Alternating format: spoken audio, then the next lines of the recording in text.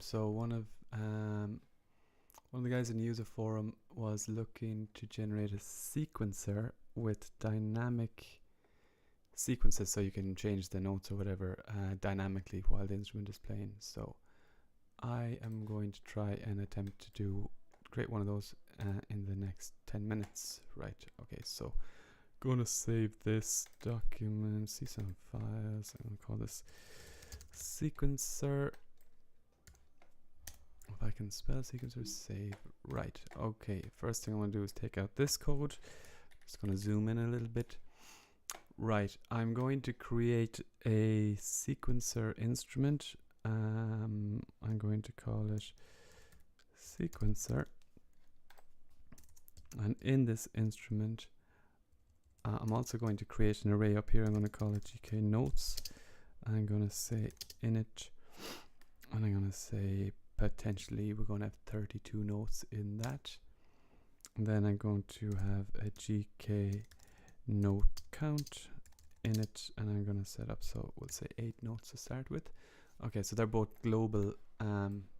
That's a global array, so I can access that in any instrument I want, and this is a global variable, k-rate variable, so I can access that in any instrument I want as well. Okay, actually what I might do is, okay, yeah, anyway, here what I'm going to do is I'm going to say if metro1, so that's going to be our clock, then end if, and just at the start here I'm going to just generate some notes here. So the first note is going to be 60. So I would use a loop to loop through this. Okay, why don't I do that instead of saying I would? Okay, k count init. I can use k count init 0. Okay, while k count is less than 8, do, and then end the do, and then do gk notes k count is equal to 60 plus, so we're just going to go up grammatically, plus k count. Okay, so that's they're my notes. Okay, so it's going to be notes 60, 61, 62, 63. It's not going to be very musical, but anyway, it should illustrate the point. I'm going to just tab this over. Dum, da, da, dum. Now I'm going to create another instrument called synth, and in this I'm just going to have a simple, let's see, P3. So that's just a simple envelope that I'm going to apply to the output signal, and then I'm going to do a out oscilli. I'm going to take the amplitude from A1, that's fine, and then I'm going to do CPS MIDI note number P4. So I'm going to pass the idea, well, the idea is that I'm going to pass the number, the MIDI note number, to the instrument. Outs, A out, A out. Okay. Now this approach so far is quite similar to Bonier's, that's the user on the forum, his approach. So, and then in here we do event. So we're going to trigger this instrument below to play event, and we're going to call it, we're going to synth. Well, I should actually use all upper case if I'm going to be consistent. And then 0 played for 0.5 a second. And I'm going to pass GK notes here. Okay. Now, what I want to do here is I want to have the note count k note, I'll call it k note index, and it's going to start at 0. Okay, and then I'm going to do k note index, and then after that I'm going to say k note index is equal to, if k note index is less than 7 or going less than 6, then I want k note index to be equal to k note index plus 1, otherwise I want it to be equal to 0. Right, if I save this and we start instrument sequencer to play,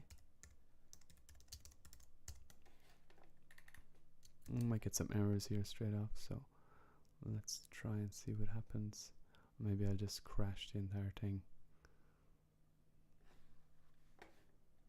Now I see a crash here because basically I've done while k count is less than 8 and I'm not incrementing k count, so this goes into an endless loop. Unfortunately, that means that Cabbage is going to die a horrible death, so we're going to just quit that. It's the problem with when Csound is crashed or goes into some kind of infinite loop, it means that Cabbage also suffers from the same fate. Okay, but at least we know where the error is. Throw this back here. Dum dum dum. Now, k count plus equals 1. Just make sure that we don't have any other errors here that's going to cause. Okay, so there's our synth playing the sound. And what I'll do is I'll just put in multiply by changet here, k gain. Oh, that should be changet. Changet. Okay, gain, and then do the same here. And that way I can just control the gain here. So now the question is, thing is, if you want to change the sequence of notes, how do we do it? Well, let's see. We can put in a button here. Button. The sequencer instrument is always on, so we can check. We can do something in there. We can say, and I'm just gonna say text. We'll call this button text, and we'll do update notes and channel, and we'll name the channel update. Well, update notes, I guess. Why not? Just a quick rundown of actually what's happening here. So this event line is going to trigger this synth to play, right? So we're specifying this synth to play. This is the start time, this is the duration, and this is P4, right? So we're sending P4 to here, right? So this is what's been passed to P4. So this note index, this array, the notes from that array are going to be passed in sequence, and then after that we just increment k note index, so it's going between 0 and 7, 0 and 7 the whole time. Okay, so that's kind of what's happening there. Now the next thing is I want to use this update notes, so I'm going to say, let me go back to I got the keyboard shortcut for this. Right, so I'm going to say if changet k button, no, what did I call it? Update notes. And I'm going to do if changed k. So this is a bit of kind of looks a little bit cryptic, but what I'm trying to do is say if this button changes, then come in here. And when we do that, we can just do something like this again. Actually, we can say k count is equal to 0 and put that up here first.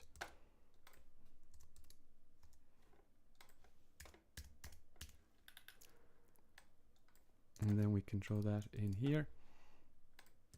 And instead of just doing k count plus 60, we can do something like random 0 12. Now I'm just going to cast this as an int because I'm not sure if that's going to return integers or floats. Okay, anyway, let's see what happens now. We got an error. Then I'm missing a then. Okay. Now if I update this,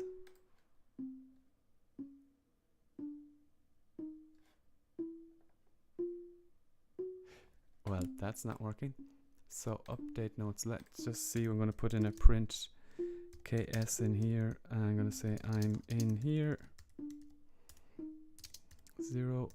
Want to see, does it go in there when I click? Okay, it's printed I'm in here, that's fine. While k count is less than 8, k count is 0, int random.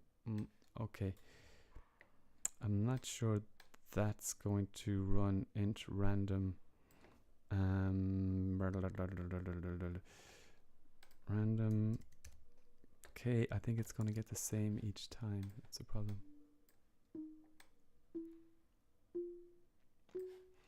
Well, let me first just do something like this. So at start we should have it going upwards, and then if I hit this,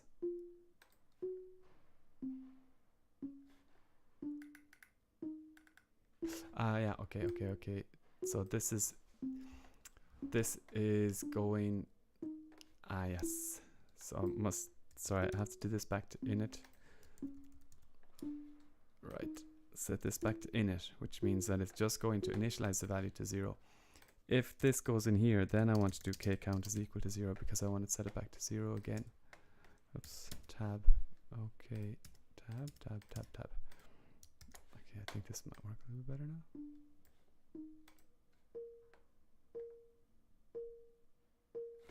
Now this is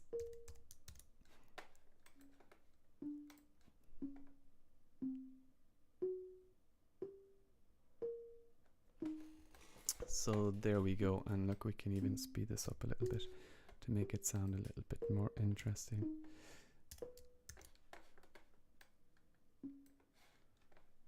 I mean, speed it up, not slow it down. Okay, so that's one sequence. If you want to update the sequence, just hit update notes. I want this even faster. Okay, update.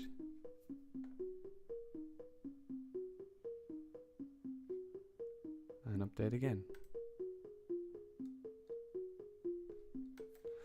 Okay, and now I like this, so I'm going to put in another button here. And this button is going to play with a delay text. Add delay. And this is a kind of a cheap trick. It's not really going to add a delay. All it's going to do is send another event. So we've got this here. And I'm going to say if chan get k add delay equals 1, then end if, close that out, and then I'm going to put in, copy and paste this, but I'm going to add a slight delay of 0.5 of a second. Okay, let's see. Text add delay and then remove delay, or maybe mute delay. Remove delay. Okay. Dump. Closing quotes. Okay. Now.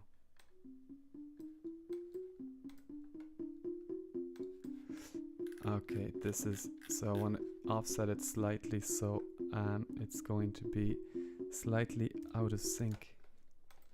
Might sound nicer. Anyway.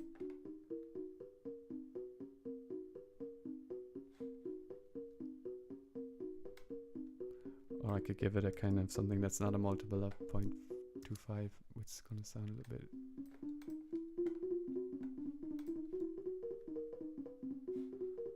Which is not very nice.